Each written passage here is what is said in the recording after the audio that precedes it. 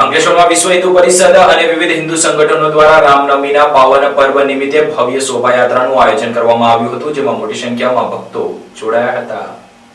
અંકલેશ્વરમાં વિશ્વ હિન્દુ પરિષદ અને વિવિધ હિન્દુ સંગઠનો દ્વારા રામનવમીના પાવન પર્વ નિમિત્તે ભવ્ય શોભાયાત્રાનું આયોજન કરવામાં આવ્યું. શોભાયાત્રામાં મોટી સંખ્યામાં નગરજનો ઉત્સાહભેર જોડાયા. અંકલેશ્વર શહેરમાં રામનવમીના પર્વની ભાવભીની ઉજવણી કરવામાં આવી. વિશ્વ હિન્દુ પરિષદ, બજરંગ દળ અને રામસેના દ્વારા આયોજિત ભવ્ય શોભાયાત્રામાં ભક્તોનો ઉત્સાહ જોવા મળ્યો. શોભાયાત્રા 3 રસ્તા સર્કલથી જય શ્રી રામના ગુંજતા જયઘોષ સાથે પ્રારંભ થઈ. ભગવા ધ્વજ સાથે ભક્તોએ ભગવાન શ્રી રામના જયકારો કરતા મુખ્ય માર્ગો પર પરિક્રમા કરી હતી. યાત્રા દરમિયાન કાયદો અને વ્યવસ્થા જળવાય તે માટે પોલીસ બંદોબસ્ત હતો. શોભાયાત્રાનું સમાપન રામકુંડ ખાતે આરતી અને પ્રાર્થના સાથે કરવામાં આવ્યું. કાર્યક્રમમાં ભરૂચ જિલ્લા ભાજપ પ્રમુખ પ્રકાશ મોદી, મહામંત્રી પરેશ પટેલ, વિશ્વ હિન્દુ પરિષદના હોદ્દેદારો સહિત મોટી સંખ્યામાં નગરજનો હાજર રહ્યા હતા.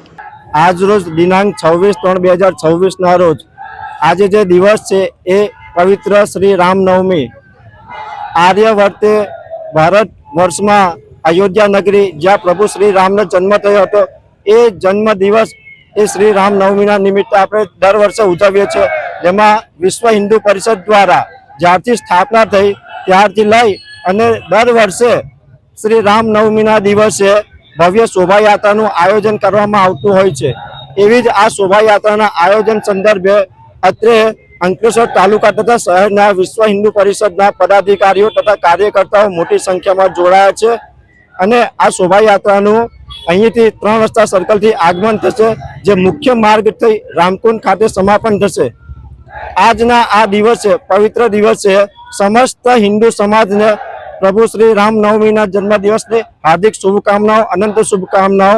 અને વિશ્વમાં અત્યારે હાલમાં જે પ્રમાણેની પરિસ્થિતિનું નિર્માણ થયેલ છે, જ્યાં યુદ્ધની પરિસ્થિતિનું નિર્માણ થયેલ છે, એવા આ માહોલમાં પ્રભુ શ્રી રામ સમસ્ત વિશ્વમાં શાંતિ સ્થાપે અને સમસ્ત વિશ્વ ભગવામય બને એવી શુભકામનાઓ સાથે જય જય શ્રી રામ. અસ્તુ. ભારત માતા કી જય. વંદે માતરમ. જય શ્રી રામ.